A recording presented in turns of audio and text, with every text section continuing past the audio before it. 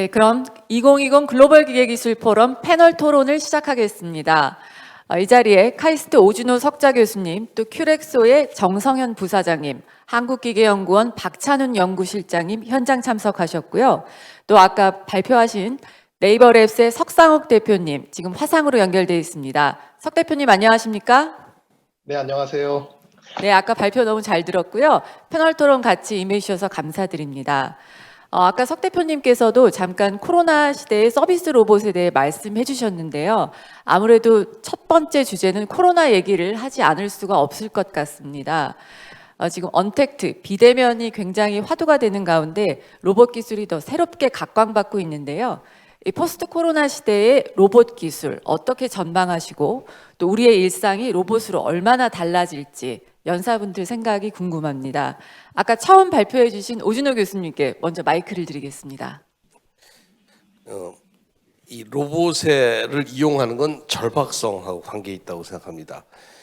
아까 얘기했지만 왜 군대에서 그 불편한 로봇, 그냥 집어오면 될 걸 로봇 리모컨 조종해서 아주 힘들게 하는데 절박하니까 그렇죠. 우리가 집에서 쓰레기 버리는데 로봇 갖고 리모컨 조종해서 버리는 사람 없을 거예요. 갖다 버리는 게 낫지 로봇 시키는 것보다. 이 코로나 시대가 오면 우리가 갖고 있는 절박성이 얼마나 있냐에 달린다고 생각합니다. 그래서 아직은 로봇이 사람보다 훨씬 불편합니다. 더 대체하기도 어렵고. 하지만 의사 선생님께서도 간호진이 이 절박성, 난 정말 위험하다고 느끼면 로봇을 도입하는 데 동의할 것이고, 환자들도 혹은 대상자들도 검사의 필요성을 자신이 느낀다면 그걸 수용할 거라고 생각해요. 그래서 어떻게 보면 이런 이 코비드라는 이런 상황이 우리가 로봇에 대한 인식을 바꾸는 계기가 될 수 있지 않을까 생각해요. 그래서 로봇의 사용되는 절박성이 더 늘어나기 때문에 거기에 해당하는 이런 커피 서비스를 사람한테 받는 것보다 로봇한테 받는 게 불편하지만 그걸 받을 수밖에 없는 절박성이 있다면 결국 절박성이 수요를 마련할 거다. 저는 그렇게 생각합니다. 네, 감사합니다. 의료 로봇 관점에서는 어떠신가요? 이 코로나 시대가 굉장한 도전이라고 말씀을 많이 하시는데요. 정성현 부사장님께 답변 청해 듣겠습니다. 코로나 시대에 현재 많은 전문가들이 코로나 시대에 의료 로봇의 역할은 굉장히 중요하다고 많이 이야기를 합니다. 근데 이게 갑자기 닥친 일이라서 현재는 이제 준비가 되어 있지 않지만은 아까도 우리 박찬원 박사님도 발표에서도 당장 그 코로나 언택트 메스터 슬레이브 방식으로 우리 코로나를 진단할 수 있는 것처럼 당장 필요한 부분도 있고 또 우리가 코로나 시대에 직접 이제 다 같이 이 오피스나 공장에서 근무를 하는 그 외에 재택 근무하는 것도 많이 있기 때문에 재택을 하게 되면 여러 가지 측면에서 볼 때 사람한테 필요한 것이 집에서 재택 근무를 하다 보면은 혼자서 있는 그런 경우가 많이 있는데 그때 같이 로봇이 때로는 이제 말동무가 된다든지 심리적으로 안정되게 생활을 할 수 있는데 그런 부분부터 가깝게 우리가 찾아볼 수 있는 수요가 아닐까 싶습니다. 네, 감사합니다.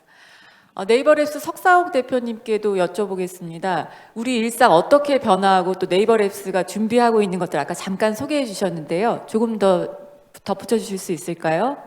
네, 기본적으로 오준호 교수님 말씀하신 거에 크게 공감하고 같은 생각이고요.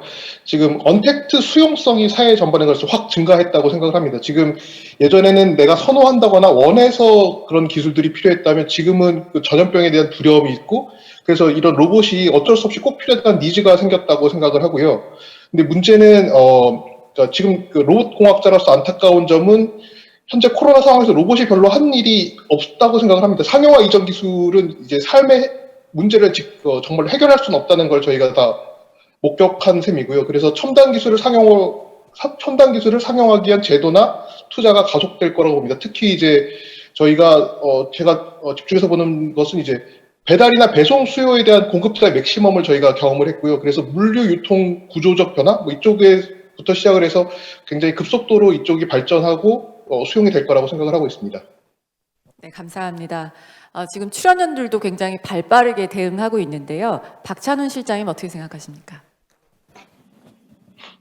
네, 코로나19 때문에 비대면 서비스가 중요해지고 그것 때문에 로봇에 대한 수용성이 크게 이제 증가했다는 말씀들 해주셨는데 거기 크게 공감하고요.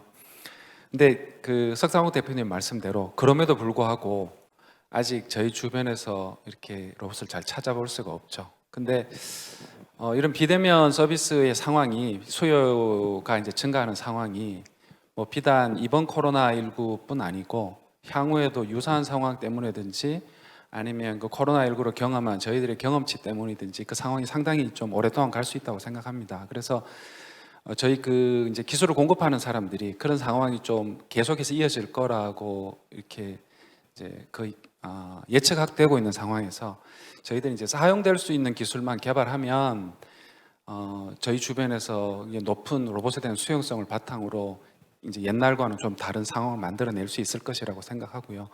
그래서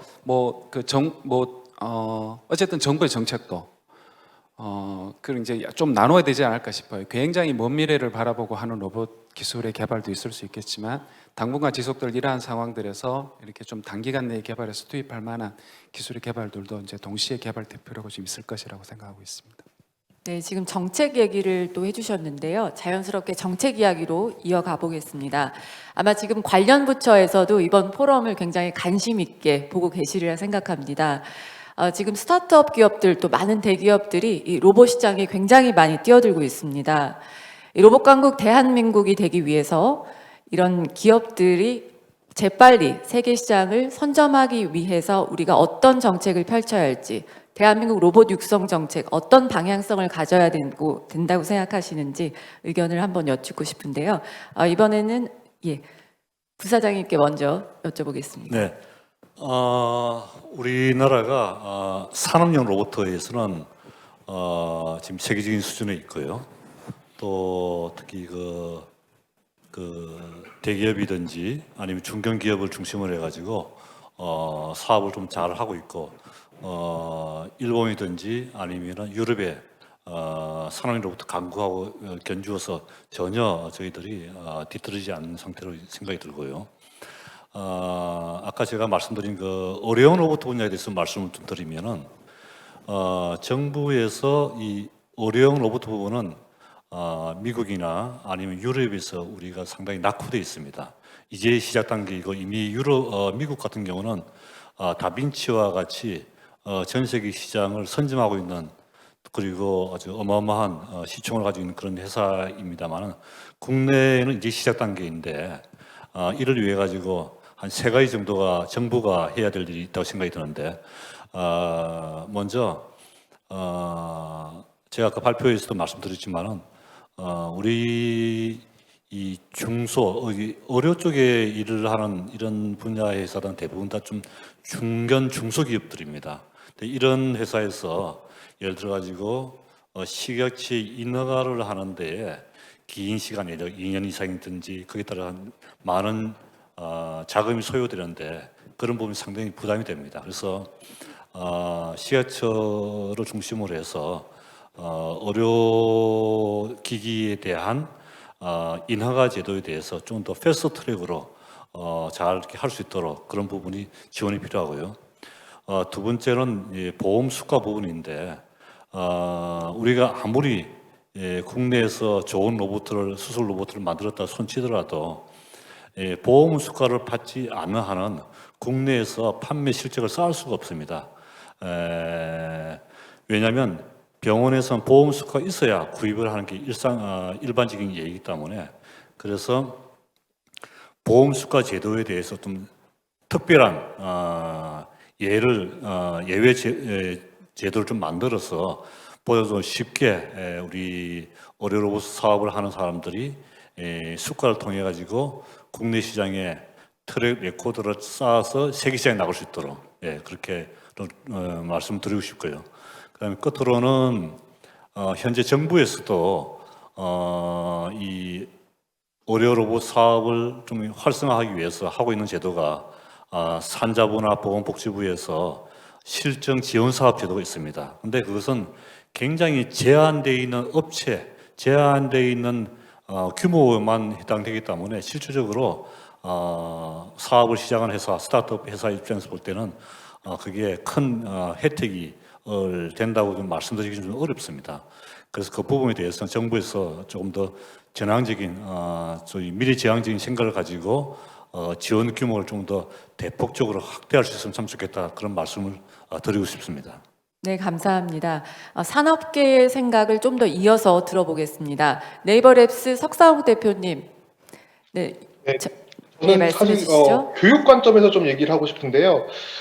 지금 저희가 이제 채용을 되게 많이 하는 대학원생들 같이 이제 로봇을 연구하는 분들을 보면 너무 훌륭하고 잘하는데 학부 교육이 생각보다 많이 뒤처져 있고 로봇 분야에서 특히 올드하다는 느낌을 되게 많이 받았습니다. 특히 이제 몇몇 탑스쿨도 보면 이제 실습 과목을 너무 이제 두려워한다 그런 학생도 별로 듣고 싶어하지 않고 교수님들도 그게 가르치는데 너무 노력이 많이 들어가서 그걸 안 하려는 경향이 좀 있는 것 같고요. 그에 반해서 사실 오준호 교수님이 계시긴 한데 카이스트 기계과 같은 경우에는 엄청나게 열심히 하고 있거든요. 그러니까 학생들이 직접 로봇을 만들어보고 최신 로봇 기술인 뭐 AI라든지 슬램이라든지 이런 그 요새 기술들을 다 써볼 수 있는 그 과목을 되게 빠르게 만들고 있고 그걸 보충하기 위한 다른 과목들도 만들고 있는데 카이스트 기계과처럼 이 로봇 교육이 좀 더 실습 위주고 학생들이 많은 것들을 경험할 수 있도록 발빠르게 움직여줬으면 좋겠습니다. 그래야지 이제 그 가까운 미래를 준비할 수 있지 않을까라고 생각을 하고 있습니다. 네, 오 교수님 아까 말씀하셨는데요. 좀 덧붙여 주시죠. 예.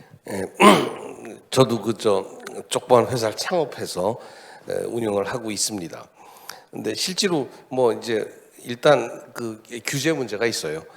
특히 로봇, 그러면 아까 말했듯이 로봇이라고 분류된 건 산업용 로봇 하나밖에 없습니다. 뭐 여기 석 박사님 하시고 우리 연구하는 뭐 인간용 로봇이 이런 거는 우리가 로봇이라고 부르지만 산업 분류로는 로봇으로 구분 안 돼 있습니다. 청소 로봇도 그냥 가전 제품이고 이거 안내 로봇은 굴러다니는 뭐 이런 기계지 로봇이라고 안 그래요. 로봇이라고 하는 순간 갑자기 위험한 기계, 그다음에 산업에 관한 굉장히 엄격한 규제를 받습니다. 그래서 지금 협동 로봇 같은 경우가 이제 그 규제로 들어가서 사용의 이제 그 범위에 제한을 받고 있다는 거, 그건 하나 그냥 기본으로 말씀드리고, 사실 로봇 보급을 위해서는 제가 볼 때는 정말 필요한 게 로봇 인력 양성인데, 로봇 인력은 두 가지를 볼 수 있습니다. 하나는 로봇 정말 개발하는 로봇 엔지니어죠. 하나고, 두 번째 사실 더 필요한 거는 로봇 시스템 엔지니어입니다. 쉽게 말하면 로봇을 제가 갖다 주면 엔드 유저는 통닭집, 엔드 유저는 공장 사장님이신데 공급자는 로봇 팔을 만드는 사람이에요. 그러면 실제로 그 로봇을 공장에 쓸 수 있게 시스템을 구성하는 사람, 그걸 갖다 우리가 SI라고 말을 하는데 우리나라 SI가 약합니다. 그래서 로봇을 사고 싶어도 로봇 팔을 사고, 아까 우리 박 교수님, 박 박사님 로봇 사도 아무도 쓸 수가 없어요. 그걸 쓸 수 있게 만들어주는 중간 매개를 하는 시스템 엔지니어, 그쪽이 지금 우리 석 박사님도 말씀하셨지만 그런 거를 학교나 이런 데서 하고 그다음에 사회에서만 양성을 해서 실제로 이 로봇을 가지고 어떤 특정한 일을 하게 진짜 꾸며서 만들 수 있는 로봇 뭐라 그럴까요? 뭐 로봇 기술자라고 그럴까요? 이런 것이 양성되는 것이 굉장히 급하다고 생각합니다. 지금 로봇 공급은 딸리지 않아요. 로봇은 다 만들 수 있는 회사도 많고 얼마든지 구입할 수도 있고 다 한데, 문제는 그걸 사용할 수 있게 만드는 중간 매개할 수 있는 시스템 엔지니어가 없다라는 게 가장 저는 시급한 문제라고 생각합니다. 네. 정부 출연 연구기관 입장에서도 정책적 지향성을 한번 재현해 볼 수 있을 것 같은데요. 예, 박찬원 실장님 어떻게 생각하십니까? 네, 그 로봇 산업을 육성을 할 때 뭐 장기적으로 원천 기술 개발이고 또 단기적으로는 제품화 기술 개발일 텐데, 그 단기적인 제품화 기술 개발, 그러니까 장기적인 원천 기술 관점에서는 뭐 방향성이 잘 잡혀져 있는 것 같습니다. 이제 핵심이 되는 기술 요소들이 뽑혀 있고, 그 핵심이 되는 기술 요소들을 이제 장기적으로 어떻게 끌고 나갈 것인지에 대해서 별로 이견이 없는 것 같아요. 근데 그 제품화하는 기술 개발의 관점에서 보면, 과제를 도출하는 과정도 그러고 보면, 그 목표가 이제 시장에서 팔릴 수 있는 물건을 만드는 것을 이제 정부가 지원하겠다는 걸로 되다 보니까 개별 제품들을 만드는 과제들이나 아니면 정부 지원들이 많은 것 같아요. 특별한 예를 들면 뭐 어떤 일을 하는 로봇에 대한 기술 개발 이런 것들은 제 개인적으로는 약간 지양해야 되지 않을까. 왜냐하면 어떤 제품을 개발하는 기술들은 사실 기업들이 잘 하거든요. 근데 이제 그 제품을 만들기 위해서 그 속에도 또 이제 시장에 풀리기 위한 기술이지만 저희가 못 풀어서 시간이 오래 걸리는 기술들이 있거든요. 그런 이제 공통된 핵심 기술, 아까 이제 말씀드린 굉장히 긴 텀의 긴 차원의 그 핵심적인 기술 요소하고는 좀 다르겠지만 이제 그러한 요소들을 풀 수 있는 형태로 기술 이제 정부에서 좀 지원을 해주면 기업들의 역할과 또 학교의 역할과 출연연의 역할이 잘 버무러질 수 있을 것 같고요. 이제 그런 관점을 가지고 좀 정부에서 큰 길잡이 역할을 좀 해주는 것이 좀 필요하지 않을까 그렇게 생각합니다. 네, 아마 듣고 계신 정부 부처 관계자분들이 새기셨을 것 같습니다. 이제 다음 논의를 좀 해보겠는데요. 아까 정성영 부사장님께서도 말씀하셨지만 수술용 로봇이 굉장한 발전을 거듭하고 있습니다. 그런데 아직도 수술 결과는 이 숙련의의 기술에 비례하는 결과는 아직도 의사가 좌우하는 그런 현실인데요. 언제쯤 로봇 의사가 나타나게 될까요? 그리고 그것이 가능할런지도 궁금합니다. 로봇 의사라고 이런 이야기를 꺼내면은 제일 싫어하시는 분들이 바로 의사들입니다. 의사들이 생각하는 로봇은 뭐냐면 현 단계의 기술을 볼 때 로봇은 어시스트를 해야지 의사를 대신하는 로봇을 하면 안 된다. 굉장히 위험하게 생각합니다. 과거에 초창기에 미국의 어떤 회사가 수술 로봇을 만들었는데 그렇게 사업적으로 성공을 하지 못했습니다. 왜 그러냐면 이 의사가 중간에 수술 중에 개입을 할 수가 없게끔 만들어져 있었습니다. 근데 그것을 다빈치라는 이 회사가 나타나서 의사와 같이 협업하면서 의사가 안 보여주는 부분 또 수술하기 어려운 부분을 도와주는 어시스트를 했기 때문에 다빈치가 대성공을 했다 이런 얘기 있는데 근데 지금 이제 질문하신 바와 같이 소위 스스로가 할 수 있는 것은 이건 상당히 시간이 많이 걸릴 것이고요. 또 이게 바로 이제 우리가 이야기하는 인공지능 수술 로봇 시스템입니다.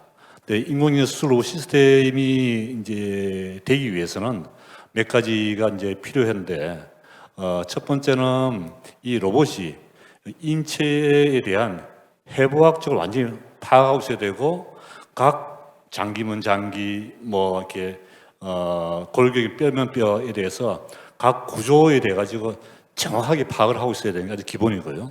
그 다음에 또 한 가지는 수술을 하려고 그러면 결국 이제 사람의 상태를 보기 위해서는 MR이나 CT나 또는 C암 같은 엑스레이 같은 영상 촬영을 하는데 근데 의사가 그 CT 촬영 보고 바로 수술하는 게 아니고 의사가 수술하기 용이하게끔 다시 영상 소프트웨어 기술을 통해 가지고 의사가 쉽게 이해할 수 있도록 이 변환을 시켜야 되는데 영상 소프트웨어 기술이 제대로 갖춰져 있어야 되고요. 그리고 이 수술을 하기 전에 이 로봇은 의사가 내가 예를 들어 심장 수술을 한다 그러면 심장 수술에 필요한 모든 예를 들어 가지고 홍길동 심장에 대해서 모든 정보를 다 이렇게 전해줄 수 있어야 되고 거기에 정확해야 되고 빠진 것도 없이 아주 정확해야 됩니다. 굉장히 쉬운 일이 아닙니다.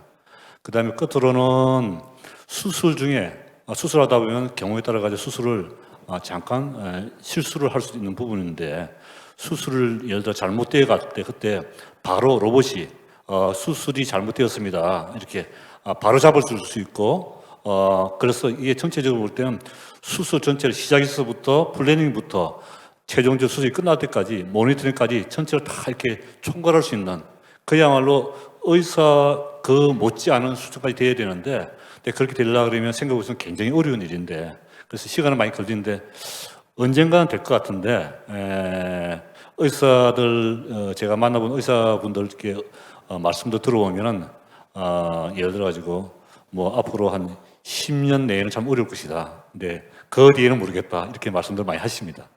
네, 알겠습니다. 그리고 저희가 세션이 진행되는 동안 굉장히 많은 실시간 댓글 질의가 들어왔습니다.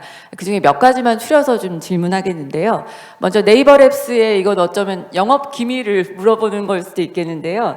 네이버랩스에서 설명해 주신 로봇 기술을 바탕으로 향후 어떤 구체적인 사업 모델을 생각하고 계신지 궁금합니다. 이런 질문이 있었습니다. 답변 가능한 수준까지만 부탁드립니다. 네, 네이버랩스는 연구 조직이고요. 저희는 그 비즈니스에 대해서 그렇게 아까 잘 대답해야 되는데, 예, 사업 조직이 아니라 연구 조직이고, 저희가 만드는 기술들은 좀 클라우드 기반으로 가기 때문에 네이버랩스에서 만든 모든 연구 성과는 클라우드로 올라가게 됩니다. 그리고 이제 비즈니스는 누가 할 거냐라는 질문이 생길 수가 있을 텐데, 네이버의 자회사들 중에 네이버 클라우드라는 회사가 있고, 이 회사는 B2B 비즈니스를 담당하는 회사고요. 앞으로 네이버랩스가 만든 로봇 기술을 이용해서 사업화를 한다 그러면 그 네이버 클라우드가 담당하게 될 것입니다. 네, 감사합니다. 그리고 마지막 질문은 여기 계신 모든 분들과 연관되는 질문인데요. 지금 로봇 분야의 산학연 모든 전문가분들이 여기 계십니다. 기업에서의 로봇 연구와 또 학교와 연구소에서의 로봇 연구 사이에 어떤 차별성이나 역할 분담, 또 협력 모델이 있을지 의견을 부탁드린다는 댓글 질의가 있었습니다. 이 질의는 오준호 교수님부터 먼저 여쭤보겠습니다. 이게 오래된 질문이고 대답하기 굉장히 어려워요. 산학연 잘해야 된다고 말하지만 제 MIT 가서도 거기 MIT 저 산업협력단 담당 부총장하고도 얘기를 했는데, 우리가 구호로 산학연을 외치는 것과 실제 있어서의 그 산학연 간의 그 신뢰라는 건 사실은 실력이 있으면 신뢰가 생기는데, 서로 실력을 불신하면 신뢰를 할 수가 없어요. 그러면 이제 형식에 그치게 되고 겉만 돌게 되죠. 그리고 이제 그런 측면에서 본다면 이게 굉장히 어려운 문제다라고 생각해요. 저도 학교에 있을 때 조그만 중소기업이랑 연구를 해보면 중소기업은 일단 그거를 수용할 준비가 안 돼 있고, 이제 그러면 무한 요구를 하게 되고 자칫 잘못하면 어그러질 수가 있죠. 또 대기업 같은 데는 학교를 신뢰하지 않는 경우도 있고, 혹은 그 기업에서 비용이 100이 드는 거를 학교에 50만 주고 맡기고, 그다음에 강하게 드라이브를 해서 쉽게 말 자기도 할 수 있는 일인데 학교의 인력을 어떻게 보면 익스플로이트하는, 착취하는 그런 형태의 연구도 있을 수 있습니다, 사실은. 그래서 그다음에 연구소 같은 경우도 뭐 많이 해보셨겠지만, 연구소는 국가 예산을 갖고 기본적으로 돌아가야 될 예산 부분이 있기 때문에 그것이 연구에 얼마큼 효과적으로 투입될 수 있냐라는 것도 끊임없는 질문이 나오고 있고, 그래서 저는 기본적으로 전 항상 주장하는 게, 그런 걸 하기 이전에 산학연 공히 실력을 키워야 되겠다. 다 실력이 굉장히 뛰어난 기업, 실력이 굉장히 뛰어난 학교, 실력이 굉장히 뛰어난 연구소가 있다면 산학연이라는 것은 결과지 결국 모토라든가 목적이 돼서 안 된다고 생각해요. 그거는 저절로 나오는 결과물이어야 된다고 생각합니다. 그런데 그것이 부족한 상태에서 산학연을 하면 오히려 서로 발목 잡고 뛰는 경우가 될 수도 있어요. 괜히 혼자 잘할 수 있는데 억지로 묶어놔갖고 그냥 서로 발목 묶고 보조 맞춰서 뛰려고 그러면 다 걸려 넘어집니다, 잘못하면. 그래서 예산 볼륨만 커지고 자칫 잘못하면 남는 건 하나도 없고 뒤에 가서는 그냥 보고서만 남는, 좀 조심스럽지만 제가 좀 그렇게 좀 거꾸로 얘기를 해봤습니다. 네, 산업계에서는 어떻게 생각하시나요? 정성현 부사장님. 예, 과거에 제가 현대중공업 시절에 산업회의를 굉장히 많이 했었고, 또 연구소 정부 출원 연구소하고도 일을 많이 해봤는데요. 사실은 이제 그 기업이라 그러면 당연히 좋은 제품을 시장에 경쟁력 있게 제품을 출시하는 게 가장 기업의 최우선 목표인데, 예를 들어 가지고 대학교에서는 우리가 로봇이 굉장히 고속으로 가다가 아까 우리 박 박사님 잠깐 우리 동영상에서 보여주셨는데 멈춘다 그럴 때 굉장히 큰 진동이 일어날 수 있는데, 소위 그 기업체에서는 이 진동을 억제하는 그런 기본 기술에 대해서, 기초 기술에 대해서는 굉장히 약합니다. 취약한데, 그런 부분을 이제 대학교 이제 그 전문 교수님들이 그런 부분을, 예를 들어 기초 부분을 이게 담당해 주시고, 또 한 가지는 이제 정부 출연 연구소 같은 경우는 아까도 저기 우리 박 박사님 예를 보여주지만은 타지를 굉장히 플렉시블하게 할 수 있는 그런 핸들을 연구하는 것처럼 근데 기업에서 보면은 저게 진짜 실질적으로 돈이 될지 안 될지 사실 잘 모릅니다. 근데 모르기 때문에 그것을 계속 돈을 투입해 가지고 연구 개발하기는 좀 어려운 거고 기업은 통상적으로 굉장히 좀 제너럴하면서 그런 게 이 눈에 보이는 아주 가시적인 그런 사업에 대해서 투자를 하는 편이라서 예를 들어 그렇게 좀 전문적인 그런 스페시픽한 그런 부분에 대해서는 우리 정부 산하기관에서 연구를 하면은 굉장히 잘 될 것 같고요. 그와 같이 그 시스템이 제가 볼 때 산학연에 대해서는 우리 한국이 굉장히 잘 코업을 하고 있다. 네네. 굉장히 그 교수님들도 우리 뭐 옆에 계신 우리 오준호 교수님 포함해가지고 굉장히 훌륭하신 분들도 많이 계시기 때문에 저는 이제 이 로봇에 관해서 산학연이 이 시스템이 잘 돼 있는 나라가 제가 볼 때는 한국이 굉장히 잘 돼 있는 나라로 생각하고 있습니다. 네, 네이버 랩스도 굉장히 광범위한 산학연 협력을 하고 있는 걸로 알고 있는데요. 어떻게 생각하십니까? 네, 그 가장 큰 문제 중에 하나가 아까 오준호 교수님 잠깐 얘기하신 것 같은데 연장선에서 말씀드리면 그 기업이 학교가 할 수 있는 일에 대해서 제대로 모르고 있다는 생각이 되게 많이 듭니다. 그래서 뭔가 당장 자기 회사의 제품이 될 거를 만들어 달라는 식의 요구를 한다든지 그런 것들 사실 주변에서 많이 봤고요. 그다음에 그런 문제가 있는데 이제 기업이 이제 학교에다가 뭘 부탁할 수, 그러니까 어떤 연구를 맡기고 그걸 다 자기 기업의 기술 개발로 레버리지 할 수 있는지 잘 봐야 될 것 같고, 그다음에 한 가지 또 기업에 부탁하고 싶은 거는 기업에서 봤을 때 관점에서 국가 과제로 생기진 않지만 굉장히 유용한 연구가 될 수 있는 것들을 갖고 있는 교수님들이 많거든요. 그런 것들을 알아보고 잘 지원해서 좋은 연구 결과물로 만들었으면 좋겠다는 생각이 듭니다.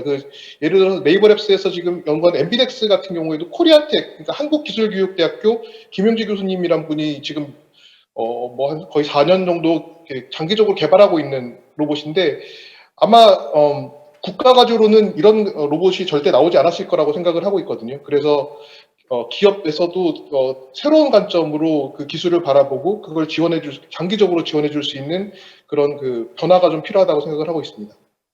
네, 감사합니다. 정부 출연 연구기관도 산학연 협력에 대한 굉장한 많은 수요를 갖고 있습니다. 어떻게 생각하십니까? 네, 그 산학연 협력의 모델에 대해서는 뭐 의견들이 많이들 다를 수도 있고 또 어찌 보면 다 같은 의견 드릴 수도 있는데요. 산학연 협력이라는 얘기가 나오는 것은 기업들이 이제 잘하는 갖추고 있는 역량과 그다음 학교가 또 갖추고 있는 역량과 또 연구소들이 갖추고 있는 역량이 이제 다르기 때문에 이제 만들어진 단어가 아닌가 생각하고요. 제가 이제 연구소에 한 20년 좀 넘게 있으면서 산학연 협력 과제를 많이 해봤는데 아까 오준호 교수님 말씀하신 것들을 많이 경험했습니다. 그러니까 잘하고 있는 팀들이 모여서 더 나은 이제 수월성 있는 결과를 도출해야 되는데 그게 한 20년 전만 하더라도 로봇이 굉장히 성숙한 단계에 아직 대한민국에서 못 들어가서 그랬을 수도 있지만 서로 상호 불신하는 상황이 많이들 생겼던 게 사실인 것 같고요.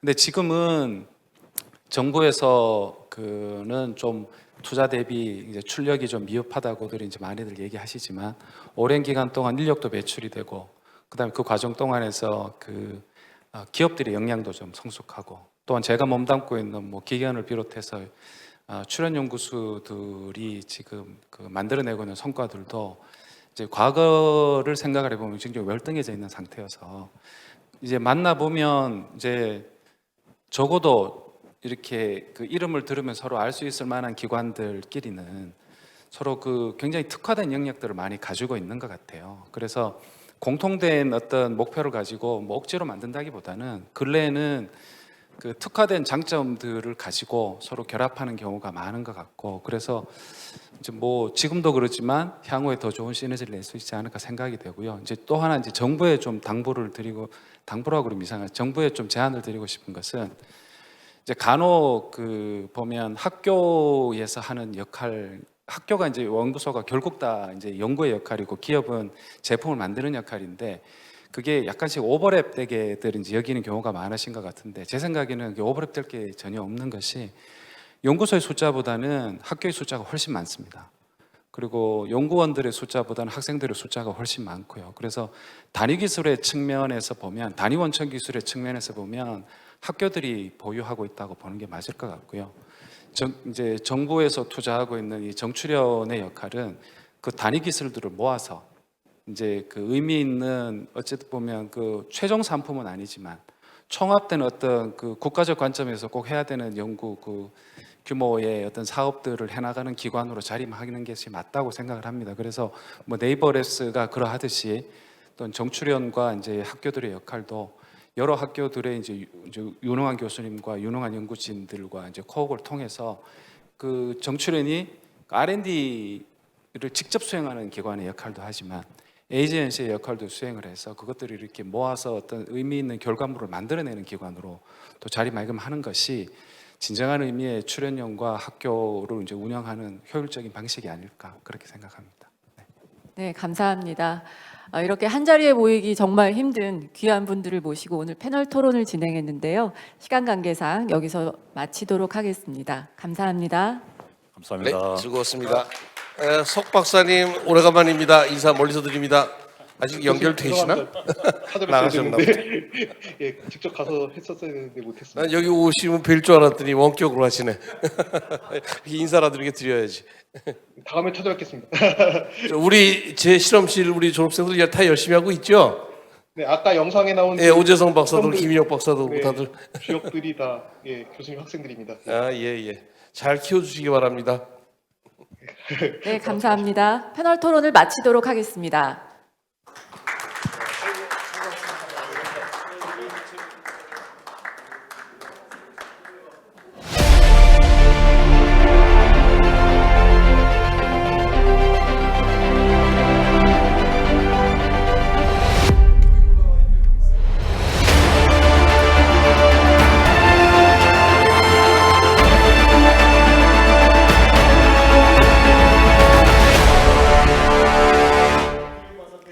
네, 여러분, 제가 포럼 시작하면서 드렸던 질문 기억하십니까? 여러분에게 로봇은 어떤 기계인가요? 아마 오늘 포럼 시작부터 끝까지 함께 하시면서 각자의 해답을 얻으셨으리라 생각합니다. 우리가 매일 사활을 걸고 있는 이 치열한 글로벌 기술 경쟁 속에서 그래도 기억해야 할 것, 결국 기술 개발은 사람을 향해야 한다는 굳건한 믿음이 아닐까 합니다. 오늘 7회째를 맞는 2020 글로벌 기계기술 포럼 저희가 처음으로 온라인 생중계로 함께 했는데요. 긴 시간 함께 해주신 여러분 한 분 한 분께 깊이 감사드립니다. 저희가 코로나 상황 때문에 이렇게 온라인 진행을 했는데 내년에는 상황이 좀 나아져서 청중 여러분을 현장에서 뵐 수 있었으면 합니다. 그리고 오늘 발표된 내용들은 저희가 포럼 홈페이지 forum.kim.re.kr에서 일부 다운로드 받으실 수 있도록 하겠습니다. 사람을 위한 따뜻한 기계 기술을 연구 개발하는 한국기계연구원에 대한 지속적인 관심을 부탁드리면서 오늘 참석해 주신 모든 분들 다시 한번 감사 인사드립니다. 고맙습니다.